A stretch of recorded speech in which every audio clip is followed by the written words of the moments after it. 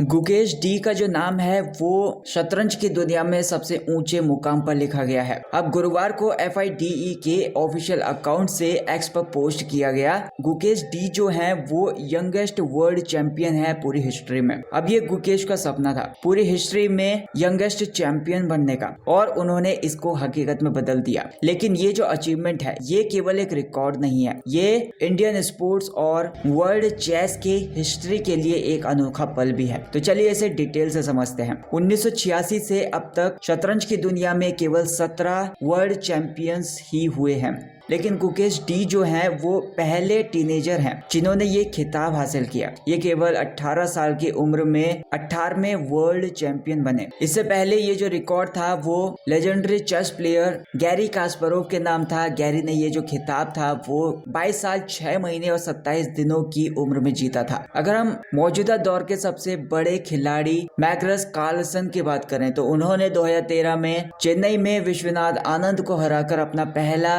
विश्व खिताब जीता था। उस टाइम पर उनकी उम्र 22 साल 11 महीने और 24 दिन थी। अब गुकेश ने इन सारे के सारे दिग्गजों को पीछे छोड़ते हुए अपनी नई हिस्ट्री क्रिएट कर दी। लेकिन गुकेश के रिकॉर्ड में एक ट्विस्ट भी है। ये कंट्रोवर्सी जुड़ी हुई है रुस्लान पोनोमारियोव के नाम से। अब चेस की जो प्रोमिनेंट वेबसाइट है chess.com, उसके अनुसार गुकेश की अचीवमेंट को बेस्ट तरीके से इस तरीके से डिस्क्राइब करना चाहिए। पोनोमारियोव एक यूक्रेनियन प्लेयर हैं जिन्हें शतरंज के इतिहास में उनकी प्रतिभा के लिए जाना जाता है। 1997 में उन्हें 14 साल 0 महीने और 17 दिन की उम्र में ग्रैंड मास्टर का खिताब जीता। ये रिकॉर्ड जो था वो उस टाइम का युवा ग्रैंड मास्टर बनने का था। हालांकि बाद में ये जो रिकॉर्ड है वो टूट गया। 1999 में चीनी प्लेयर बू शियांगची ने ये रिकॉर्ड तोड़ दिया 13 साल 10 महीने और 13 दिन की उम्र में। फिर 2002 में सरगेई करजाकिन ने इसे 12 साल 7 महीने और 0 दिनों में हासिल करके लगभग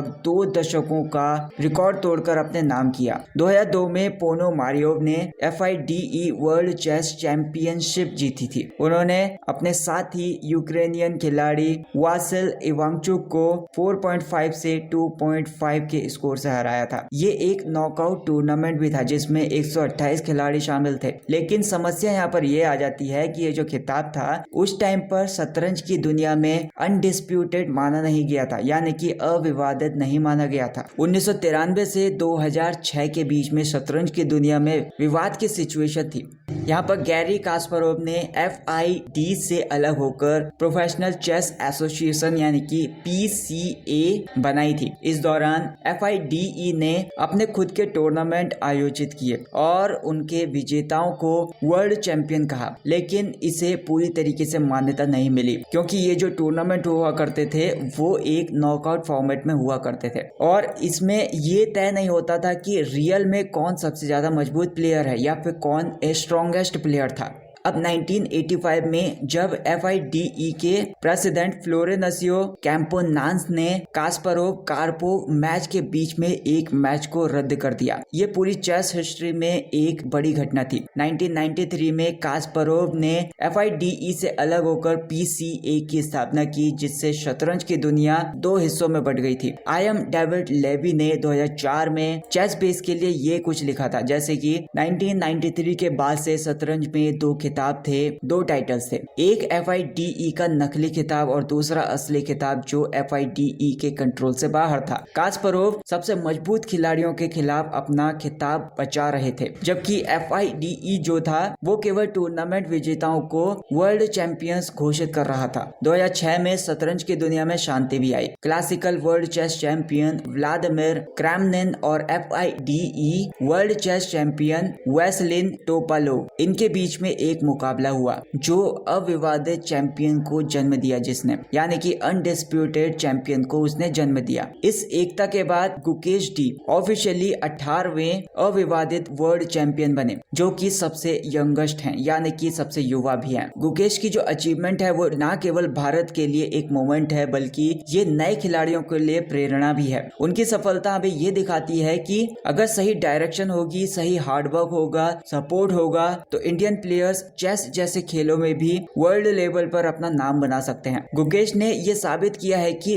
उम्र केवल एक संख्या है। उनकी जो परफॉर्मेंस है उसने शतरंज की नई पीढ़ी का चेहरा बना दिया है। गुकेश की ये जो जीत है वो इंडियन चेस के लिए नए दरवाजे खोल सकती है। पहले ही भारत ने शतरंज को विश्वनाथ आनंद की वजह से एक नई पहचान मिली थी, लेकिन गुकेश की सफलता ये दिखाती है कि भारत के पास नेक्स्ट जनरेशन के लिए खिलाड़ी तैयार हैं। यहाँ पर ध्यान देना चाहिए कि भारत ने आज शतरंज के बड़े लेवल पर प्रमोशन मिल रहा है। बहुत सारे ऐसे स्कूल्स हैं जहाँ पर शतरंज को पढ़ाई के हिस्से के रूप में शामिल भी किया गया है। तो ये जो अचीवमेंट है हमें ये सिखा सकती है। नंबर 1, निरंतरता, यानी कि जो भी कंसिस्टेंसी है और हार्डवर्क है वो है की टू सक्सेस, मतलब वो सफलता की कुंजी है। कंपटीशन से डरने की बजाय उसे अपनाना चाहिए। अपने सपनों को साकार करने के लिए सही मार्गदर्शन यानी कि सही गाइडेंस और सही संघर्ष की जरूरत होती है। अब यहाँ पर सवाल ये आता है कि गुकेश का आगे का सफर कैसा रहेगा। क्या वो नेक्स्ट डेकेड में या फिर अगले दशक में मैग्नस कार्लसन जैसे